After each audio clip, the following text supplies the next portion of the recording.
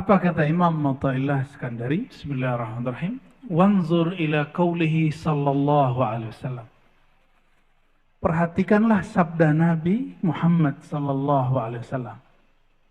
Biasa kita sering dengar tapi tidak wanzur, tidak menelaahnya. Faman kanat hijratu, siapa yang berhijrah ilallahi wa rasulih, kepada Allah. Allah itu di satu tempat atau bukan? Enggak. Karena Allah bukan benda, maka Allah tidak memerlukan tempat. Maka jika disebut berhijrah kepada Allah, itu bukan berpindah secara fisik.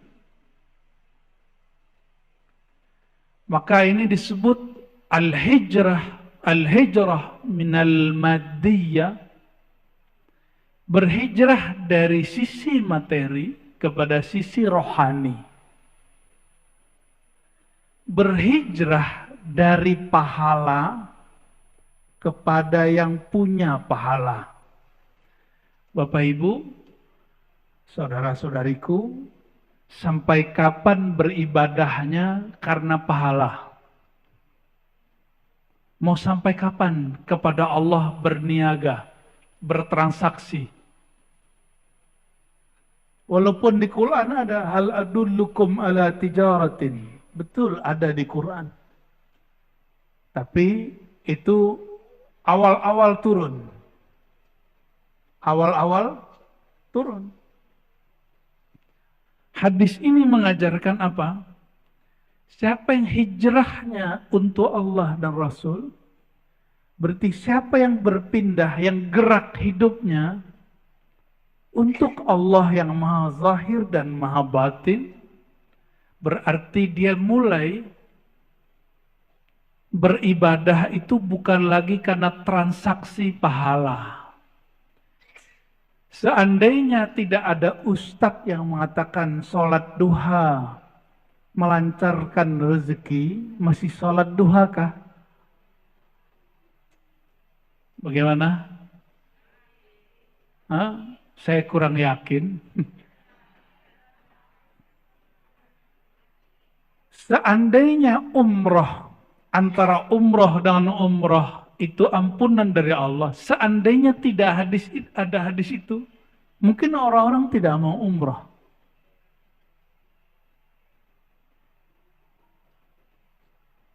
Seandainya tidak ada hadis, siapa yang duduk ba'da subuh sampai terbit matahari, maka bagi dia pahala umroh dan haji tamah sempurna. Siapa yang mau duduk? Nabi berbicara begitu kepada sahabat yang awam. Sahabat yang awam. Tapi sahabat-sahabat yang tidak awam, yang sudah mengenal Allah dengan makrifat yang dalam, mereka tidak diajarkan begitu. Jadi Nabi itu mengajari sahabat bertahap. Ada yang diberi motivasi. Akhirnya mereka beramal karena motivasi.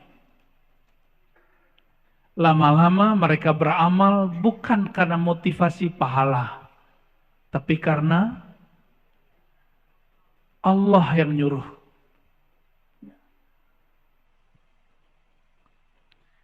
Ciri-ciri anak kecil berbuat amal diancam dulu atau diiming-imingi dulu.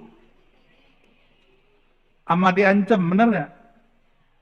Diancam dan dua-duanya.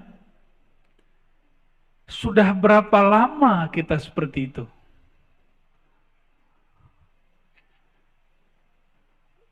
Perasaan masih muda aja kata Kiai Soleh ya. Sudah berapa lama kita beramal karena iming-imingan?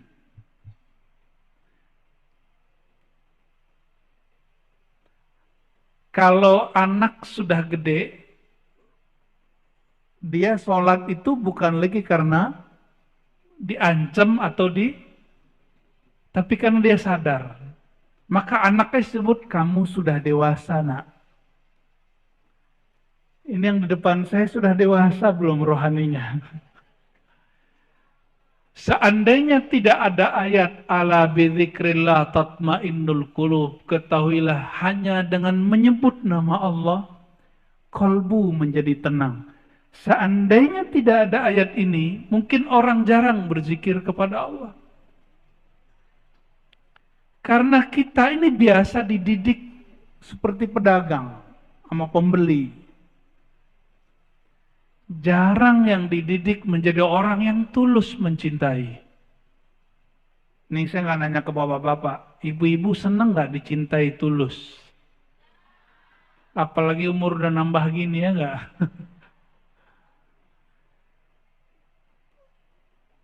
Dicintai bukan karena cantik, bukan karena kaya atau dan lain sebagainya. Kan begitu maunya, benar nggak? Itu Bapak Ibu, ini ibu-ibu saya kabarin, itu sebenarnya sifat Allah yang Allah sedikit percikkan kepada ibu-ibu. Allah itu ingin beri pelajaran. Wahai hamba-hambaku, ini yang disebut sifatul jamal, sifat keindahan atau sifat feminim. Allah itu tidak feminim, tapi disebut jamal. Apa arti jamal? Cantik, indah. Kalau saya sebut indah, cantik, itu sebutan untuk cowok atau cewek? Ada nggak cowok cantik? Begini tangannya nggak jatuh.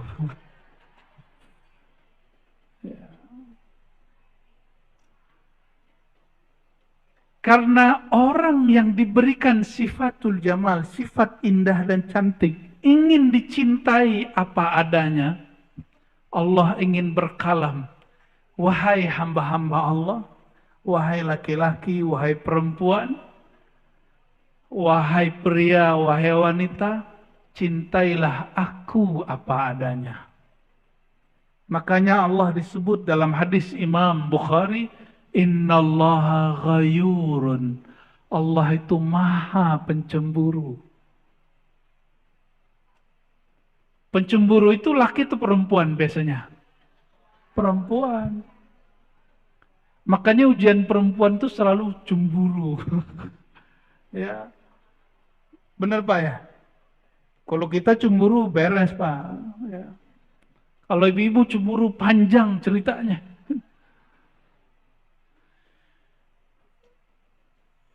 Tapi bukan berarti Allah perempuan. Tapi sifat perempuan itu percikan dari sifat Allah Subhanahu wa ta'ala. Berat dengan ngaji ini? Enggak kan? Kalau enggak saya ganti topik. Saya rasa temanya biasa. Hal yang biasa, tapi kita bawa ke ranah yang luar biasa. Insya Allah. Kan hijrah. Ya. Kajian kita juga mesti hijrah. Kajian kita juga mesti hijrah. Ya.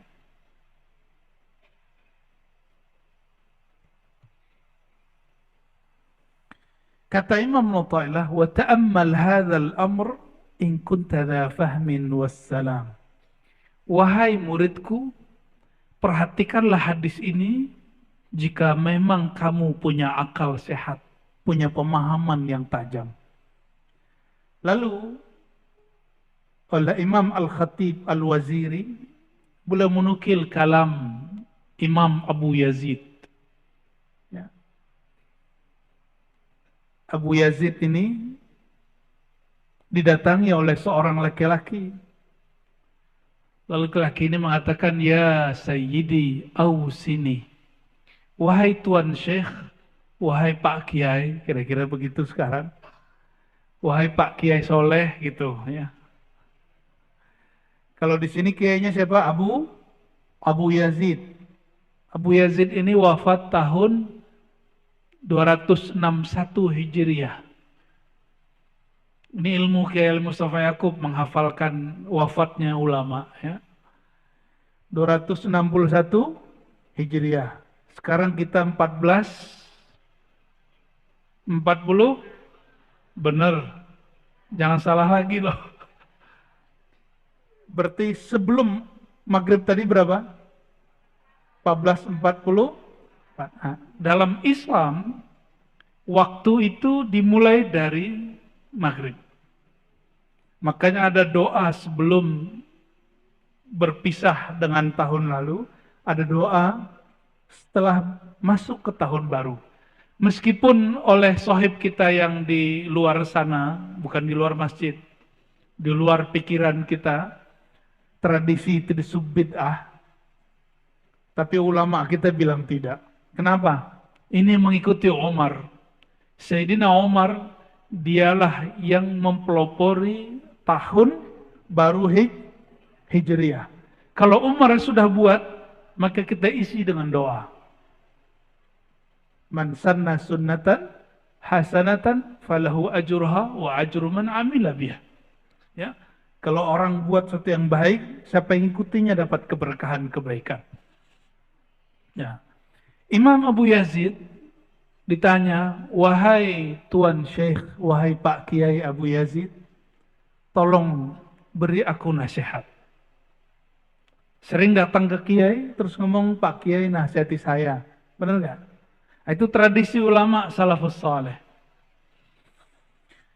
Lalu Imam Abu Yazid berkalam, in a'taka minal arsy ilal farsh faqul lahu la innama anta urid. Kata Imam Abu Yazid, wahai sahabatku, jika engkau diberikan Allah kejayaan aras. Aras itu di puncak surga. Surga itu yang tertinggi apa? Firdaus. Tapi langit-langitnya surga Firdaus, langitnya itu aras.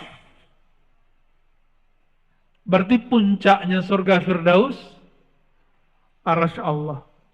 Yang boleh naik aras itu cuma orang-orang spesial. Di surga Firdaus hanya boleh bertemu Allah 2 kali dalam sehari. Sedangkan di aras boleh setiap saat. Maka banyak nanti di antara kita antri ingin masuk surga Firdaus. Dari surga Firdaus nggak puas ingin masuk ke naik ke aras Allah. Tapi nggak mudah. Nggak mudah, ketemu kiai aja sulit, apalagi ketemu Nabi Muhammad Sallallahu Alaihi Wasallam. Bener nggak ketemu kiai sulit? Bener. Coba aja mau ketemu Abah Lutfi, nggak mudah loh. Ketemu kiai Fulan, Habib Fulan, nggak mudah. Itu baru ketemu pewaris Rasulullah, zuriat Rasulullah Sallallahu Alaihi Wasallam. Jangan dikira mati langsung ketemu Allah, enak bener. Mati langsung ketemu Rasulullah, enak kali. Nah begitu. Orang yang meninggal ketemu Rasulullah, hidup dia bersama Rasulullah Sallallahu Alaihi Wasallam. Apa kata Imam Abu Yazid? Seandainya engkau diberikan sorga, puncaknya sorga, aras. Atau kenikmatan dunia, al-faras. Al-faras itu nikmat kasur maksudnya. Nikmat menikah. Faqul lahu la. Jawablah, katakan kepada Allah, ya Allah, bukan ini yang aku mau. Innama anta urid. Yang aku kehendaki hanyalah engkau, pemilik sorga. Ini namanya hijrah. Ini hijrah versi Imam Abu Yazid, Imam Salafus Saleh. Hari ini banyak yang berbicara salaf. Ini versi salaf yang ruhaninya. Banyak orang menyebut kata salaf hari ini untuk menyakiti umat Islam. Benar nggak? Menyebut salaf untuk menyalahkan umat Islam. Tapi kalau kita nyebut salaf untuk menyebutkan spirit, semangat orang-orang terdahulu. Nah, itu perbedaan kita yang bersanad kepada mereka dengan mereka yang yang mengklaim selalu ikut salaf. Ya. Gak usah rebutan, ya. Yang penting punya sanad. Apa arti sanad? Silsilah ilmu. Saya mau tanya Bapak Ibu, kalau disuruh milih sorga Firdaus atau sholat 2 rakaat, pilih mana? Bingung kan? Pilih mana Pak? Ayo Mas, Bang. Sholat 2 rakaat atau surga Firdaus? Beneran, belum tentu diterima loh. Sholat gaya bener. Kayak udah diterima aja sholatnya. Enggak apa-apa. Apa alasannya kalau sholat? Apa? Berzikir. Zikir belum tentu ketemu. Apa? Ikhlas. Beneran sholatnya ikhlas. Jangan-jangan sholatnya pengen rezekinya lancar. Ibu-ibu kalau sholat sama sorga Firdaus pilih mana? Sama Bang Firdaus ya maunya. Beneran. Wah keren juga nih jamaah Kiai Soleh ini. Imam Abu Sulaiman Ad-Darani. Siapa namanya? Beliau bagi jawaban dan alasannya. Kata beliau, "La'in khuyyirtu baina rak'atain wa dukhulil firdaus, lakhtartul rak'atain." Beliau ini dibully oleh sebagian orang yang tidak faham bab ini. Karena beliau mengatakan, seandainya khuyyirtu, aku disuruh milih sorga Firdaus atau sholat 2 rakaat. Lakhtartur rak'atain. Aku akan memilih sholat 2. Tunggu dulu. Sholat beliau pasti diterima Pak. Karena beliau sholat itu nggak tahu lagi kiri kanan. Tapi kalau saya milih Firdaus karena saya belum tahu sholat saya diterima. Ayo yang mana ayo? Mulai bingung kan? Mulai bingung. Kata beliau, li'anni fil firdausi bihazzi. Karena aku berharap surga Firdaus itu keinginanku. Sedangkan rak'atain bi Rabbi, aku bersama yang punya sorga Firdausil A'la. Yang benar nih Pak. Udah begitu belum sholatnya? Ya, mirip-mirip. Ini saya kasih ilustrasi. Kalau kita ngobrol, duduk bersama orang yang kita senengin, apalagi lawan jenis, masa-masa dulu, masa muda.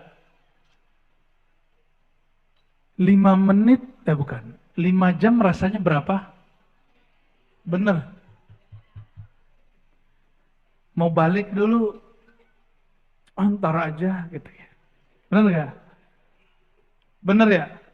Tahu-tahu sudah matahari udah benar, udah maghrib. Dek, udah maghrib. Belum isya gitu. Tuh, pengalaman tuh. Itu baru ama makhluk yang kita senangi. Laki-laki senang dengan perempuan yang jamilah, yang indah. Wajahnya, budi pekertinya. Perempuan senang dengan laki-laki yang nyaman diajak ngobrol. Apalagi nyaman dompetnya. Allahumma sholli ala sayyidina Muhammad.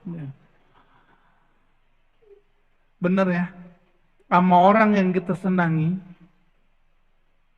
lama itu terasa sebentar. Betul? Ya. Kalau sama Allah kira-kira gimana? Kenapa orang bayangkan dengan Allah itu menakutkan? Karena selama ini kita dididik menakutkan. Allah itu tukang ancam. Allah itu suka ngancam, awas lo kamu masuk neraka lo. Ahli bid'ah lo. Ya. Makanya kajian-kajian begitu tuh rame. Kenapa? Karena dari kecil sudah dididik mengancam. Kamu gak sholat, neraka lo. Kamu begini, neraka lo. Gitu aja terus. Akhirnya ketika ingin hijrah, udah dewasa ingin hijrah, dengar orang baca hadis. Apa hadisnya? Kullu bid'atin dalalah wa kullu dalalatin finnar. Seneng aja bukan main. Setiap bid'ah itu sesat. Setiap sesat itu masuk neraka. Awas ente. Jadi orang-orang yang suka kajian-kajian ancam mengancam itu memang dididiknya begitu dari kecil. Itu bukan salah kelompok itu sebenarnya. Tapi memang kita dari kecil dididik bab ancam mengancam. Jadi otak itu udah otomatis.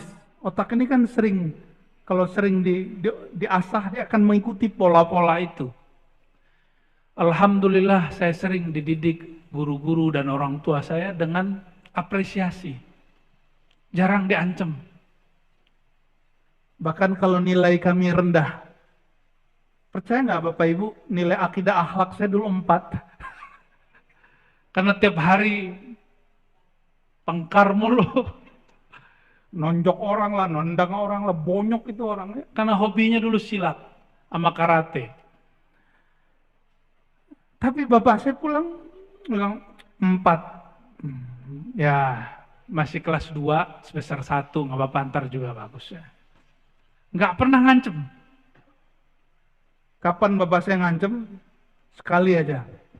Saya kelahi Pak. Mata kita merah. Pulang, mata merah. Lidi dia ambil sama itu, rotan. Lari lagi. Tongkar lagi, ngalahin orangnya. Jadi cara didiknya beda. Semoga Allah merahmati kedua orang tua saya. Ayahanda masih hidup, ibu sudah berpulang. Sudah berhijrah ke alam barzakh. Bapak Ibu yang bukan Allah, kalimat ini jangan ditelan mentah-mentah ya. Betul, dalam alam rohani, kalau kita sudah mengenal Allah, sudah merasakan namanya bab ihsan. Ihsan itu memandangnya dan dipandangnya. Ini biar indah. Mandang orang yang kita suka, seneng nggak? Dipandang oleh orang yang kita cintai, seneng nggak? Itu yang disebut ihsan. Beruntunglah yang namanya ihsan. Ya. Ya. Pengen namanya hikam ya. Bener, senang dipandang oleh orang yang kita suka. Senang. Dipandang oleh guru, dipandang oleh orang yang kita anggap mulia, kita senang. Tapi bedanya kalau dipandang guru, ada guru yang kalau mandang kita, kita keringetan. Itu karena gurunya suka ngancem. Ada guru yang jika pandang kita, kita senang.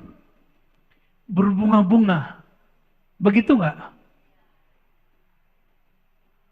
Rasulullah itu digabung dalam diri beliau 2 hal itu. Ada bab jamal, ada bab jalal. Sehingga ada sahabat baru datang kepada Rasulullah Sallallahu Alaihi Wasallam. Dia merasa dirinya paling sempurna diperhatikan baginda. Apa kata dia? Dengan pedenya bertanya, wahai Rasulullah, apakah aku orang yang paling engkau cintai? Rasulullah ini jujur. Kalau ditanya begitu, jawabnya juga jujur. Maaf, orang yang paling kucintai Abu Bakar. Langsung wajahnya Di situ dia tahu Rasulullah itu suka memberi perhatian semua sahabatnya. Wala yaqta' haditha ashabih. Nabi itu kalau sahabatnya ngomong nggak dipotong. Nggak sanggup jadi nabi, Pak. Saya nggak sanggup jadi nabi. Saya kalau orang banyak nanya, saya potong aja. Pertanyaannya apa mas? Gitu, langsung begitu. Kalau Rasulullah enggak. Apalagi kita dikasih limit sama pengurus. Sekian menit, Buya, katanya. Ya harus kita potong-potong tuh kalau orang nanya. Kalau kita belum sampai martabatul khawas, tingkatan setinggi beliau, atau murid Imam Ad-Darani, pilihlah surga Firdaus. Tapi kalau sudah tahu ilmu ihsan, sudah merasakan nikmatnya sholat. Udah pernah nikmat sholat belum? Nikmat sholat bukan karena bacaan imam bagus. Mohon maaf nih para imam. Bukan. Nikmat sholat itu munculnya dari dalam. Makanan enak di depan. Hati lagi nggak enak. Makannya enak nggak?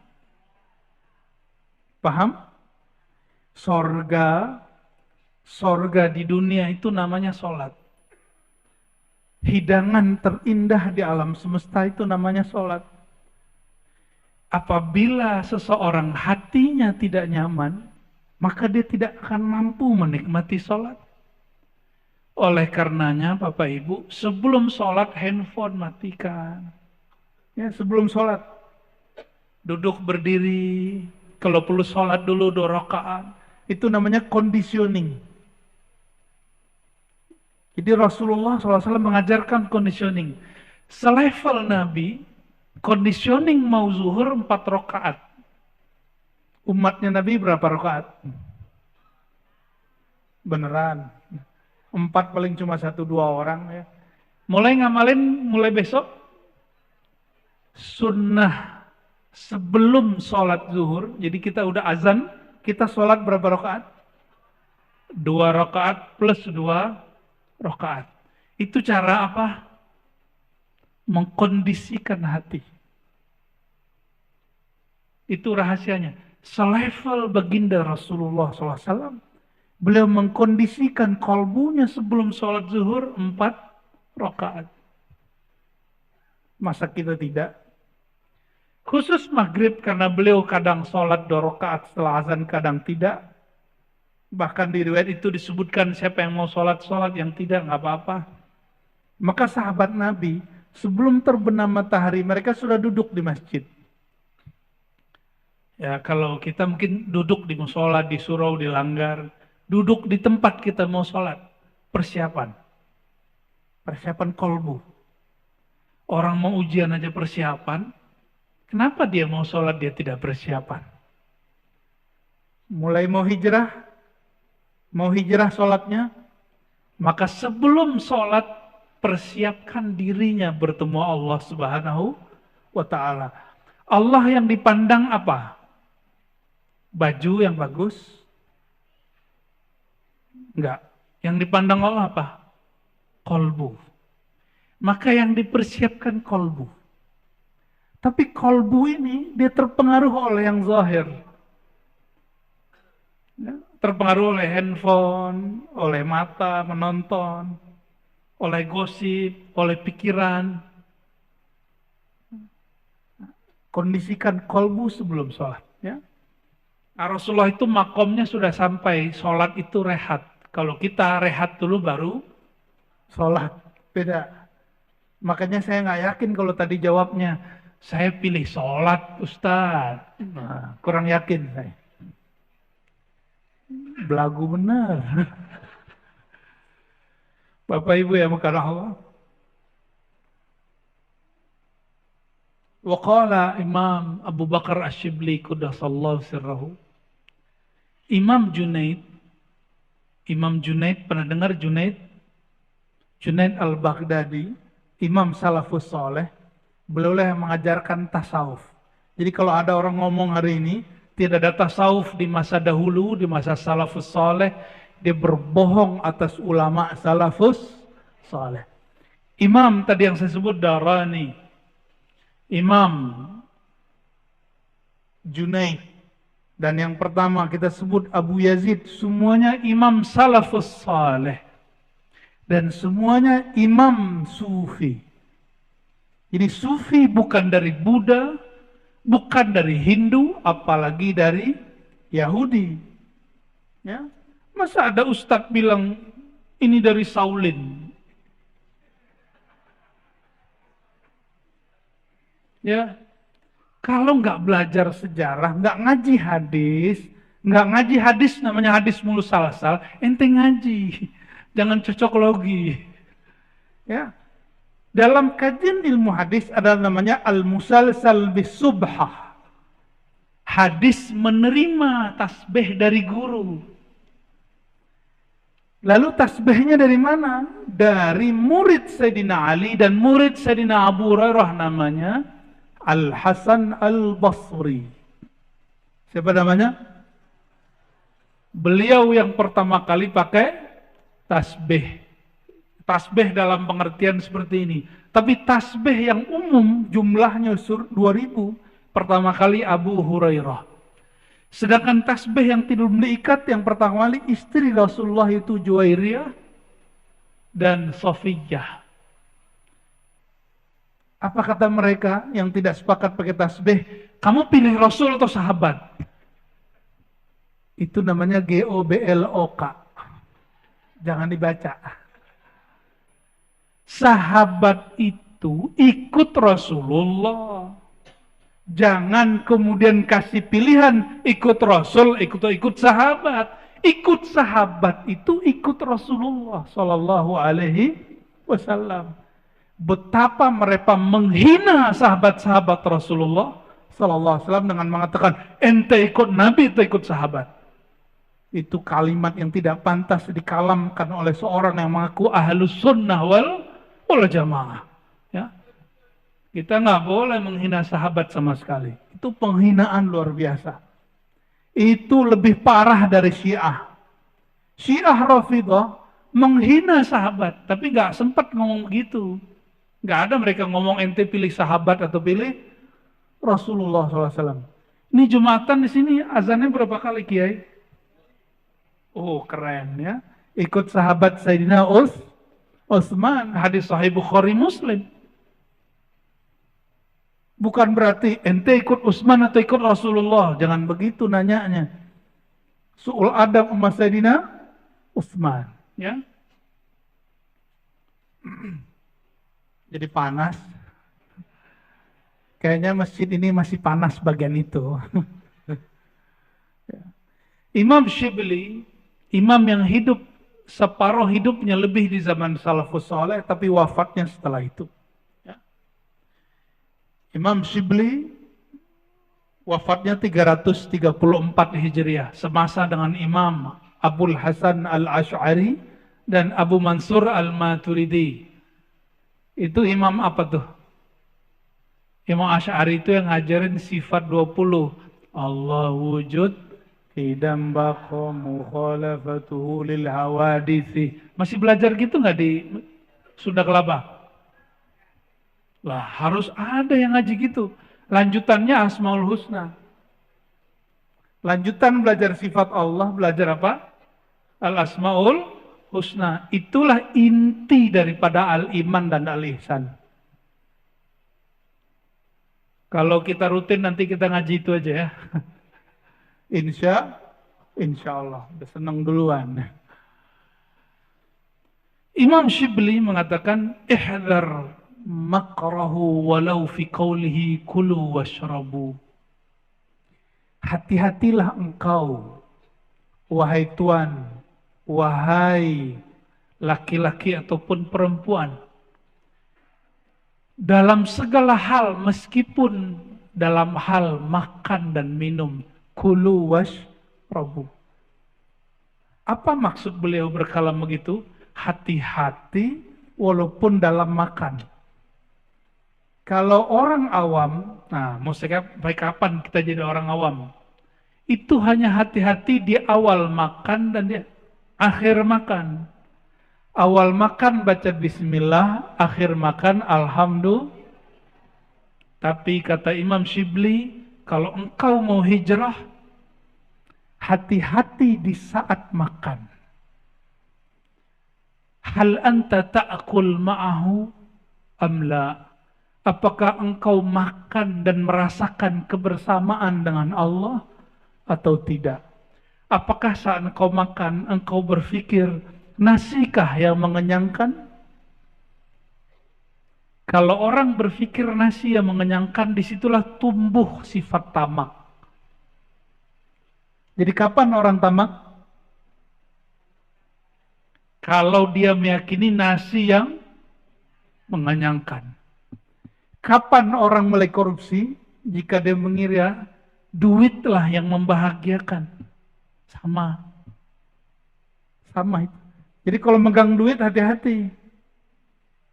Megang duit, apalagi megang orang yang megang duit. Kata Imam Al-Waziri, "Li'anna zahir at-ta'am wasyarab in'amun wa batinuhu ikhtibarun." Karena orang makan itu zahirnya nikmat, tapi pada hakikatnya, batinnya, Allah sedang menguji dia. Dia sedang makan, dia berpikir siapakah yang mengenyangkan. Dia sedang minum obat, dia berpikir siapakah yang menyembuhkan. Gimana kira-kira? Yang sering kita lupa ya. Maka mulai malam ini Bapak Ibu, mulai malam ini, hijrah makan bagaimana?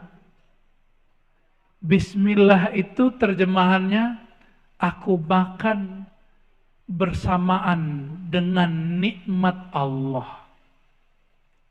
Bi-nya di situ berarti ma'a. Apa arti bi di situ? Ma'a. Ma'a berarti bersama. Aku makan dengan pemberian Allah. Kalau sudah begitu udah makan suka-suka. Karena setiap makan yang dirasakan Allah Subhanahu wa ta'ala. Udah begitu belum? Jadi kapan makan kita jadi ibadah? Kalau makannya bersama Allah Subhanahu, sehingga ketika makan, yang kenyang tidak hanya perut, tapi yang kenyang juga batinnya. Itulah makan yang membuat mudah bangun malam tahajud. Itulah makan yang membuat mudah bangun subuh. Itulah makan yang membuat pikiran orang bisa jenius. Jenius melebihi jeniusnya orang-orang dunia. Tapi jenius akhirat. Orang jenius itu visioner. Visioner ahli dunia, bagaimana dapat untung di dunia. Tapi visioner orang akhirat, dia berpikir sampai melewati dunia. Berarti sampai ke akhirat. Jadi hitung-hitung dia sampai ke akhirat. Itu orang visioner.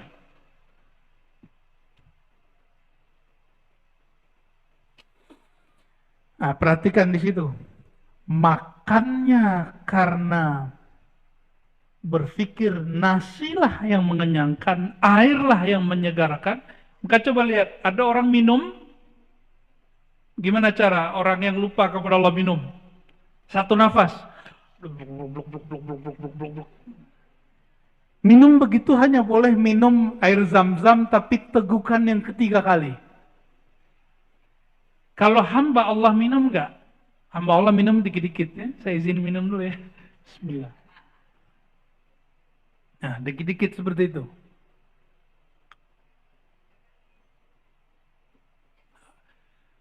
Jadi minum jangan itu minumnya bina bini. Itu hewan yang minum begitu. Maka disebut di Quran ulaika kal an'am. Dia berpikir air yang menyegarkan. Masih ingat kisah Talut? Talut itu diuji oleh Allah dan pasukannya. Itu pasukannya banyak. Pasukannya awalnya puluhan ribu. Tapi turun perintah wahyu. Wahai Talut, kalian boleh minum dari air sungai. Itu mereka kehausan, berhari-hari nggak ketemu air. Tapi hanya ini apa namanya? Apa sih namanya bahasa Indonesianya? Sauk. Ya, gitu aja deh ya. Segini, setelapak. Ambil air, gitu. Ini ilmu wudhu. Pernah belajar wudhu nggak? Tapi bab ini jarang orang mengajarkan. Kalau kita berwudhu, nah, bagian air sedikit saja, bagian wajah kita minum. Ya. Ada yang ngajarin begitu nggak? Bid'ah nggak nih? Ya. Di kitab-kitab lama masih ketemu Pak begitu. Ya, itu manfaatnya ada. Nanti kalau kita ketemu lagi kita jelaskan rahasianya. Ya. Ternyata caranya diambil dari mana? Dari Talut minum air. Berarti kalau begitu airnya sedikit kan? Karena belum dituang ke mulut dia sudah tumpah duluan. Disitulah Allah mengajari Talut dan pasukannya. Dia dan pasukannya 313. Tadinya berapa orang? Puluhan ribu orang ikut. Begitu dalam satu riwayat lain ribuan orang. Tapi karena perintah kalian tidak boleh minum kecuali hanya seteguk dari bekas tangan. Apa kata yang lain? Ah, ini nggak masuk akal. Masa kita mau perang nggak boleh minum? Jadi dia berperang pakai akal. Akal yang sempit ini. Otak kita kan kecil sekali. Akhirnya banyaklah minum, diambil satu gayung, blok, ngantuk. Yang lain muncul rasa takut. Jadi orang itu kapan dia muncul rasa takut miskin, takut mati kalau perut sudah kenyang. Perut sudah kenyang, tabungan sudah banyak, mulai muncul rasa takut mati, takut miskin, takut dicuri. Benar nggak? Kalau nggak nabung apa yang mau dicuri? Ya, itu mulai muncul tuh. Sama, pasukan Talut mundur. Yang maju cuma 313 orang. Sama dengan Ahlul Badar, 313 orang bersama Rasulullah SAW. Ya, dia nggak boleh tamak. Nggak boleh tamak sama sekali. Nah, coba hijrah minum, tadi hijrah makan. Mulai malam ini, detik ini, kalau minum bukan lagi dengan meyakini air yang menyegarkan. Toh, tentara Talut mengalahkan musuhnya Jalut. Mereka jumlahnya cuma 313 dan minumnya sedikit. Karena yang menyegarkan, yang menghidupkan bukan air minum, tapi Allah Subhanahu wa Ta'ala. Benar nggak nih? Ya. Nanti ada masa Bapak Ibu, gak tahu nih sebagian ibu-ibu mungkin sudah dipanggil Allah nanti. Nggak nakut-nakutin. Sebagian kita sudah dipanggil Allah nanti Bapak-Bapak. Ada masa orang karena air satu gelas bunuh-bunuhan. Sekarang belum Pak. Ini sudah mulai. Coba, adakah orang Jakarta minum air sumurnya? Nggak ada, karena sumur kita sudah ternodai. Sudah tercemar. Semua kita minum pakai air. Bukan aqua ini. Tuh, alam bawah sadarnya sudah begitu. Semua orang nanti minum begitu. Ada masa itu air nggak ada masuk ke Jakarta. Berebut Pak minum ini, bunuh-bunuhan minum ini. Di semua negeri, dimanapun. Itu fitnah akhir zaman, saya nggak nakut-nakutin. Rasulullah yang mengabarkan, sallallahu alaihi, kalau nggak sanggup meninggal aja sebelumnya ya. Bayanginnya sulit kan? Tuh banyak yang mau minta mati sebelumnya tuh. Tapi kalau sudah ngaji bab hijrah minum, dia paham yang menyegarkan, yang menghidupkan bukanlah air, tapi Allah Subhanahu. Ya, teorinya gitu Pak, teorinya. Coba aja ntar ya.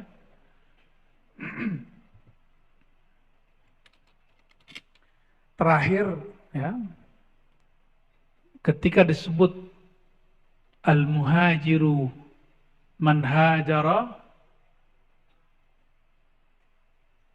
man al-mujahidu man hajara, ada yang hafal nggak? Ada al-mujahidu man jahada hawa, ya. Al-muhajiru man hajara mimma nahahullah. Itu riwayatnya. Orang yang jihad itu yang berjihad melawan hawa nafsunya. Hadis ini sahih, ada di Bukhari. Dan orang yang hijrah itu al-muhajiru, orang yang hijrah itu orang yang hijrah dari sesuatu yang Allah tidak suka. Allah tidak suka ketika kita minum airlah yang kita etikatkan itu yang menyegarkan. Mulai sederhana, mulai hidup hari ini. Nah, bukan nasi yang menyegarkan, bukan nasi yang bikin kenyang. Ya. Kira-kira orang Indonesia kalau umroh haji nggak ketemu nasi, ngamuk ya? Oh ngamuk. Udah nyampe di Mekah, itu nggak ketemu nasi masih ngamuk Pak. Ternyata Tuhannya, padahal makan apa aja di depan. Apa yang depan, yang dihidangkan makan aja. Tapi kita alam bawah sadar ngomong ini, saya kalau nggak makan nasi, saya nggak makan. Itu nyiksa diri namanya. Kenapa kita buat kaidah begitu? Karena belum hijrah. Maka siapa yang ditakdirkan Allah minggu depan, besok, bulan depan umroh, tahun depan haji, coba mulai latihan kurangi makan nasi. Saya nyaksiin sahabat saya kalau nggak makan nasi, ngerotos. Nasi. Serius. Pusing dia kalau nggak ketemu nasi. Seperti suami pusing nggak ketemu istri. Emang betul pusing? Kayaknya bapak-bapak ini nggak pusing. Yang pusing ibu-ibu. Bapak ibu yang makan Allah. Ketika Nabi SAW keluar dari Mekah, beliau ternyata keluar itu prosesnya sudah panjang. Kebetulan saya kemarin nginep di hotel yang dekat Mina. Sekitar 500 meter dari hotel kami, itu ada satu masjid namanya Masjid Al-Bay'ah. Apa nama masjidnya? Masjid Bayat. Di situ dulu orang-orang Ansor berbaiat kepada Rasulullah SAW. Ya, ada yang sudah melewati itu. Ya, Masjid Bayat itu tidak dibolehkan oleh pemerintah Saudi untuk dikunjungi. Saya nggak tahu kenapa. Ya, dipagar Pak sekarang. Masjid Bayat itu jaraknya dari Masjidil Haram agak lumayan jauh. Ketika musim haji, orang-orang Madinah datang ke Mekah. Setiap kali ada orang datang ke Mekah, Rasulullah SAW bersama Abu Bakar dan sahabat yang lain, cuma beberapa sahabat itu nyapa, kalian dari Yastrib? Iya, kami dari Yastrib. Diajak, dikasih makan, minum, diajak ngobrol tentang bicara agama.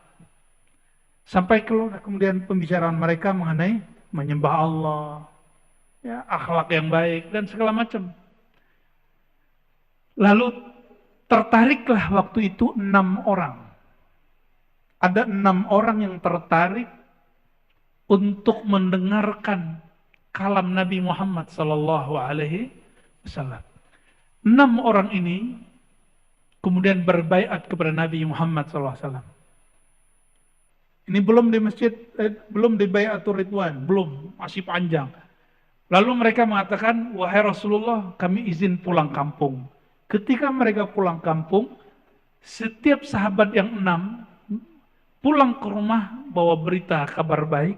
Ternyata di Madinah sudah muncul kabar yang diberitakan oleh orang-orang Yahudi bahwa akan muncul Nabi akhir zaman.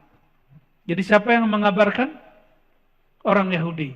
Lalu orang Madinah, orang Yathrib mengatakan, Bani Khazraj, wahai ahli Madinah, jangan keduluan orang Yahudi. Fala yasbiqannakum al-Yahud. Jangan keduluan Yahudi. Nabinya kami sudah ketemu, kata 6 orang ini. Maka 6 orang ini, semua keluarganya dan sukunya ikut Islam. Tapi 6 orang ini kemudian datang lagi ke Mekah, berapa bulan setelahnya, bawa 12 orang dan beberapa perempuan, 1 perempuan atau 2 perempuan. Lalu mereka baiat di tempat yang disebut Masjid Al-Bai'ah. Silakan cek, buka GPS, ya. Mina, lalu di antara Mina dan Mekah, Masjidil Haram, itu ada namanya Masjid Bai'ah. Mereka baiat di situ, berapa orang jumlahnya? 12.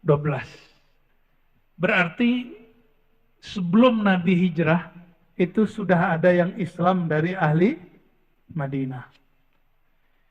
12 orang pulang, mengislamkan 70 orang. 70 datang. Baiat lagi di tempat itu. Kapan mereka baiat? Nggak mungkin siang. Pasti dibunuh oleh kafir Quraisy. Tidur kafir Quraisy, jam 12 malam mereka datang ke situ berkumpul. Itulah tradisi Nabi SAW ngaji jam 12. Ini saya senang sekali, Sunda Kelapa walaupun cuma sekali setahun atau beberapa kali sebulan, buat tradisi ngaji sampai tengah malam. Sampai jam berapa nanti Ustaz? Oke. Sampai jam 2, jam 3, luar biasa. Itu sunnah apa? Sunnah sebelum hijrah. Itu persiapan hijrah. Kuat nih, nggak tidur sampai nanti. Ntar kan ada Syekh Muhammad Ali Jaber ya. Ya, siapa lagi? Syekh Hisham. Jangan tidur ya, ngantuk-ngantuk dikit boleh. Ini belajar, kalau kami dulu hampir setiap minggu. Bahkan seminggu itu saya 2-3 kali ngaji jam 12 sampai jam 3. Lalu yang kita siarkan dulu kajian hikam semasa pandemi, itu nggak pakai masker Pak. Jam 12 sampai jam 3, jam 12 sampai jam 3. Tapi alhamdulillah nggak pernah dibubarin pemerintah, alhamdulillah. Saya berterima kasih juga. Nggak pernah dibubarin. Tapi kami membubarkan diri sendiri ya. Karena pandemi selesai kita bubarkan. Ya. Pandemi bubar, kita bubar. Ya. Kembali ke masjid-masjid. Lalu 70 orang pulang. Mereka pulang, semua orang di Madinah masuk Islam. Jadi Nabi sebelum hijrah itu persiapannya nggak sembarangan. Dan ingat, Nabi hijrah tanpa perang. Justru beliau yang diperangi. Maka siapa yang hari ini gerakan hijrah, lalu ngebom, lalu menyakiti orang-orang yang sudah bersyahadat, mereka telah mengkhianati perjuangan hijrah Nabi Muhammad Sallallahu Alaihi Wasallam. Maka saya menghimbau siapapun yang ya terpengaruh oleh pemahaman ngebom, ya, bom masjid, bom pengajian maulid, bom orang-orang begini, tolong kembali ke jalan Rasulullah Sallallahu Alaihi Wasallam. Ya. Rasulullah nggak begitu. Rasulullah bisa ngalah-ngalah. Ya. Maka kemudian ketika Nabi keluar, Nabi keluar itu dengan siapa? Sayyidina Abu Bakar As-Siddiq. Nah, bagian ini yang pas sebagai penutup, ya. Sayyidina Abu Bakar As-Siddiq ketika keluar dari rumahnya, itu jalan, itu dikejar-kejar. Bayangin kita dikejar-kejar orang, itu orang bawa panas. Begitu. Akhirnya Rasulullah SAW Dan Sayyidina Abu Bakar Siddiq berhentinya di mana? Di bukit Sur, lalu naik ke atas. Kata Sayyidina Abu Bakar, ya Rasulullah, seandainya mereka melihat ke bawah, pasti kita terlihat. Apa jawaban baginda Rasulullah SAW? Wahai Abu Bakar, apa pendapatmu, pandanganmu, jika kita berdua, yang ketiganya Allah, kira-kira gimana? Langsung Abu Bakar yang tadinya gelisah, tenang. Lalu Abu Bakar dilihat Nabi nangis. Jadi setiap kali ada ngejar, Abu Bakar nangis. Ketika nangis, Nabi tanya, wah Nabi kaya Abu Bakar. Wahai Abu Bakar, kenapa yang kau nangis? Engkau nangis karena berjuang susah. Coba lihat, ini spirit Abu Bakar. Mesti kita ambil. Kata beliau, ma baqaitu ala nafsi ya Rasulullah. Wahai baginda, aku tidak menangisi susahnya diriku. Tapi aku menangisi orang semulia engkau. Kenapa harus bersusah-susah begini? Kenapa harus diusir seperti ini? Kalau aku diusir, aku dibunuh, tidak masalah. Tapi jika engkau yang diusir, ini masalah bagiku. Lihat Abu Bakar As-Siddiq. Maka ketika beliau keluar, turun dari Jabal Sur, itu ada orang yang ngejar terus. Setiap kali mau dapat, Rasulullah angkat tangan, doa. Jadi Abu Bakar udah nangis. Rasulullah kata, ya Allah, selamatkan kami. Setiap kali mau dapat, orang itu terpental. Dan terakhir dia jatuh. Ketika jatuh, Rasulullah berhenti.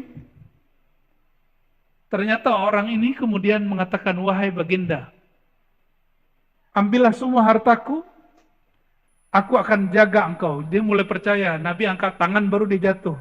Oh berarti ini betul Rasulullah nih. Ambil semua barangku, lalu pergilah engkau, saya akan kecoh kafir Quraisy. Padahal tadi dia orang yang ingin ikut sayembara, bunuh Muhammad, maka dia jadi orang kaya. Jadi tidak semua orang jahat itu berarti jahat. Nah ini kaidah juga. Ya, tidak semua pemaksiat itu hatinya kotor. Tidak semua orang yang diklaim hari ini pemaksiat pendosa, itu orang-orang yang hatinya berdosa. Mungkin hatinya sedang mencari. Apa kata dia, wahai Rasulullah, engkau berangkat ambil barangku, aku siap pasang badan. Apa jawaban Nabi? Ternyata Nabi SAW tidak mata duitan. Kata beliau, barangmu, asetmu, aku tidak perlu. Jaga dirimu sendiri. Nabi berangkat.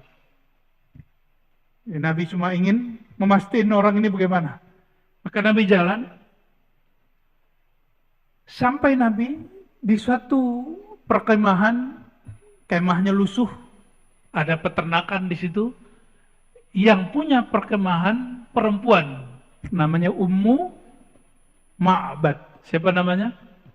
Ini yang cerita suaminya, Abu Ma'bad. Hadis ini sahih riwayat Imam Tirmizi dan imam-imam yang lain. Kata Ummu Ma'bad, kata Abu Ma'bad, suatu kali saya terheran melihat istriku punya susu banyak sekali, punya susu kambing.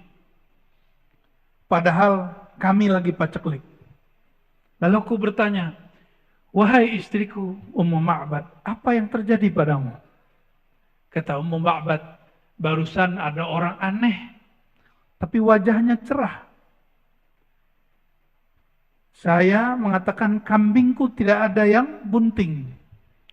Tapi dia mengatakan, itu ada kambing satu yang lusuh, tolong bawa sini. Lalu aku ngambil. Aku ambil itu kambing, domba, lalu Rasulullah urut-urut, disayang-sayang.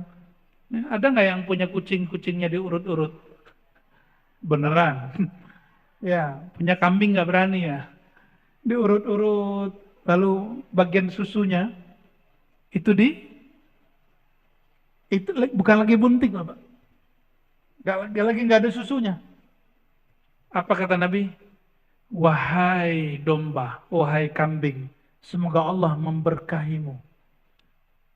Betapa beruntungnya si kambing dipegang-pegang oleh Rasulullah Sallallahu Alaihi Wasallam. Itu nggak ada air susunya, Bapak Ibu. Dipegang sama Nabi, habis diurut oleh Rasulullah SAW, itu langsung air susunya dan susunya itu penuh. Nabi kemudian pencet, keluar. Ambil wadah penuh, ambil lagi yang baru, ambil lagi yang baru. Bingung Ummu Abad. Ini orang makhluk apa ini? Dia bingung. Rasulullah SAW ternyata ada yang ikut ngawal beberapa orang setelah itu, bertiga beliau. Kemudian ambil, nah ini akhlak baginda Rasulullah SAW. Ambil, lalu beliau sodorkan ke tiga orang itu. 1, 2, 3, dan ke Ummu Abad. Yang lain minum. Fasyaribtu, kata Abu Bakar, hatta rawitu. Aku minum sehingga aku puas. Aku minum sehingga aku puas. Lalu kami bertanya, wahai baginda, kapan engkau minum? Jawaban beliau, orang yang memimpin kelompok dia adalah pelayannya. Maka aku terakhir minum. Dan minum semua, baru beliau minum. Sallallahu alaihi wasallam. Sampai detik itu Ummu Ma'bad belum tahu bahwa yang memeras susu itu siapa? Rasulullah sallallahu alaihi wasallam. Maka dia orang paling berani mandang Rasulullah, dilihat dari ujung rambut sampai ujung kaki. Sedangkan Sayyidina Abu Bakar As-Siddiq tidak pernah berani menatap baginda Rasulullah sallallahu alaihi wasallam. Yang berani siapa? Emak-emak. Ya, ini hadis emak-emak. Ummu itu kan emak. Emak Ma'bad, anak dia namanya Ma'bad. Selesai semua, Rasulullah cuma ambil sedikit, minum, udah beliau jalan. Saya mau nanya Bapak Ibu, kira-kira itu air susu turunnya dari mana? Keluarnya dari mana? Memang Allah punya peternakan susu, punya pabrik susu. Apa jawabannya? Yang megang kunci surga siapa? Rasulullah SAW. Benar. Ya. Di surga ada nahrun, ada sungai disebut min laban, yang mengalir di dalamnya air susu. Kalau Rasulullah mau ambil boleh nggak? Boleh. Maka itu keluarnya apa? Itu sebenarnya bukan air susu biasa, itu air susu surgawi. Itulah air susu paling mulia yang pernah keluar. Air susu surga yang Allah keluarkan. Sebagaimana air Zam-Zam dan air-air yang mulia yang keluar di tangan beliau. Nggak ada selang di tangan Nabi, tapi keluar air. Kira-kira seperti itu. Bapak Ibu yang bukan Allah, Nabi SAW pergi, datang Abu Ma'bad, tanya, ini susu dari mana? Wajahmu cerah dari mana? Kenapa? Jawaban Abu Ma'bad, barusan ada orang, wajahnya sumringah, wajahnya teduh, matanya Masya Allah seperti habaib-habaib yang kita lihat hari ini, yang habaib yang sahih ya, bukan habaib yang tidak sahih. Insya Allah kita hormat kepada semua habaib. Jangan ikut terpedaya dengan isu-isu hari ini. Mereka yang kemudian membenci sebagian zuriat Nabi Muhammad sallallahu alaihi wasallam. Ini awal fitnah akhir zaman. Karena Al-Mahdi keturunan Fatimah. Maka cara supaya fitnah akhir zaman ini bekerja, orang mulai membangkitkan ajaran, jangan percaya habaib. Ya. Yang habaib nggak usah GR dulu, pantaskan aja dirinya. Ya. Kami memantaskan diri kami menjadi pejuang akhir zaman, insya Allah. Ya. Persis seperti wajah, kalau kata Habib Umar, jika kamu mau lihat wajah Rasulullah, lihatlah wajah muridku, Al-Habib Ali Al-Jufri. Senyumnya, sumringahnya. Wajah siapa? Al-Habib Ali Al-Jufri. Silakan lihat wajah beliau. Kira-kira rada-rada mirip begitu. Ya. Sallallahu alaihi wasallam. Lalu Ummu Ma'bad menceritakan tentang Nabi dari awal sampai akhir. Oleh karena itu, kalau belajar sirah Nabawiyah, yang berani menceritakan tentang wajah Nabi hanyalah Ummu Ma'bad, Sayyidina Ali, Husain dan keluarga Ahlul Bait. Selebihnya Abu Bakar tidak berani, Umar tidak berani, Utsman apalagi. Kenapa? Sahabat-sahabat ini tidak berani menatap baginda Rasulullah Sallallahu Alaihi Wasallam.